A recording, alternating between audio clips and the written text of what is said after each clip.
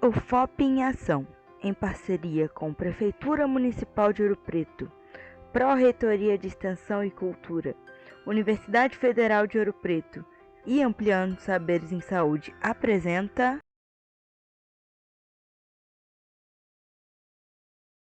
Aqui nós temos um texto de introdução, né, que é onde você vai se apresentar, vai falar sobre o projeto, sobre os objetivos do projeto e perguntar sobre se a pessoa pode participar no momento. Então, é um texto bem simples. Eu vou ler ele aqui só para ficar bem claro. Boa tarde, meu nome é Bruna, eu sou entrevistadora da Universidade Federal de Ouro Preto e eu realizo, em colaboração com a Secretaria Municipal de Saúde, o rastreamento e monitoramento para a Covid. Sua participação é muito importante. Podemos conversar? Essa conversa terá duração de aproximadamente 10 minutos. Gostaríamos de fazer algumas perguntas e as informações dadas pelo senhor ou senhora não serão divulgadas. Manteremos sigilo de todas as informações prestadas aqui. Tudo bem? Vamos começar? Bem, esse é um texto básico, não necessariamente você precisa ler ele todo, você pode adaptar, porque às vezes você está conversando com um idoso ou uma outra pessoa que tem mais dificuldade, então você pode adaptar, mas é sempre importante esclarecer sobre o que se trata e explicar muito bem para a pessoa entender, né, do que ela está participando, porque muita gente não entende e às vezes recusa alguma ligação por não entender o que está acontecendo. Aqui a gente tem as informações da pessoa, a gente tem um nome, aí a gente faz essas perguntas, né, que são as informações básicas do entrevistado, o nome da mãe, por exemplo, Maria, você vai perguntar o endereço da pessoa, todas as informações têm que ser preenchidas, confirma se o sexo é feminino ou masculino, confirma também a data de nascimento, pergunta de com qual cor ou raça, né, a pessoa se identifica. Eu vou colocar branca, que é a minha cor. Pergunta o estado civil da pessoa, confere com a pessoa o CPF e e pergunta as outras informações básicas, né?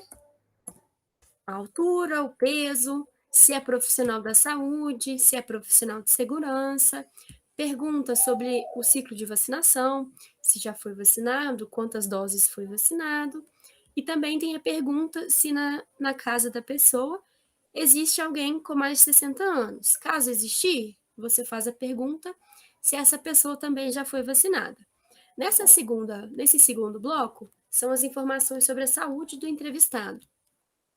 Aí aqui temos a primeira pergunta de quando foi a confirmação do diagnóstico para COVID, bem, dia 1/8/2022.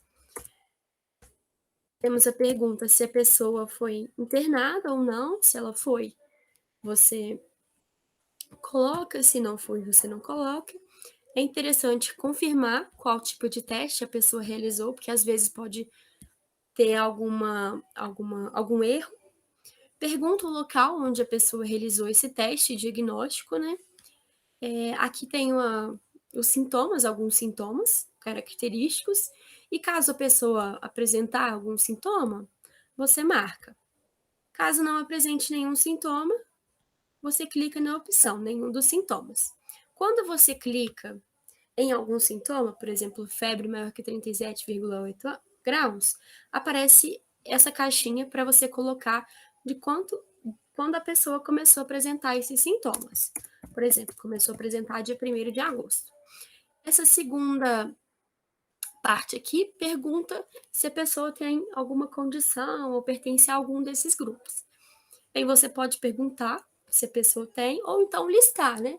Tipo assim, você tem alguma doença cardíaca, alguma doença pulmonar obstrutiva crônica, e assim por diante. Pergunta se a pessoa é gestante ou se está em fase puerpério. Caso estiver em alguma das situações, seleciona a caixinha e caso não estiver, é só colocar aqui, nenhuma das situações acima. Bem, aí a pergunta se houve melhora ou piora dos sinais e sintomas que apresentava desde o início. Se a pessoa obteve melhora, coloque aqui, piora ou não houve mudança.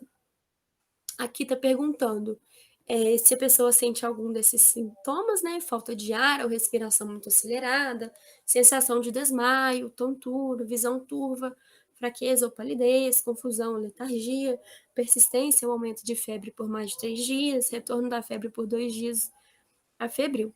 Bem, se a pessoa apresentar algum desses sintomas no momento, é só selecionar o quadradinho. No bloco 3, temos as informações sobre os contatos próximos. Aí aqui a gente recolhe, né, pega o nome e o telefone dos familiares com quem a pessoa teve contato de 2 dias, né, até 10 dias após o aparecimento dos sintomas, e ao clicar nesse botão, cadastrar contato próximo, vai abrir essa aba.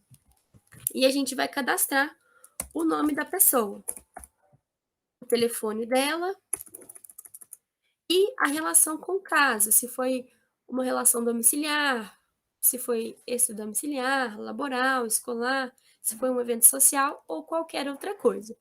E vai especificar a data do último contato. Por exemplo, dia 2 de agosto.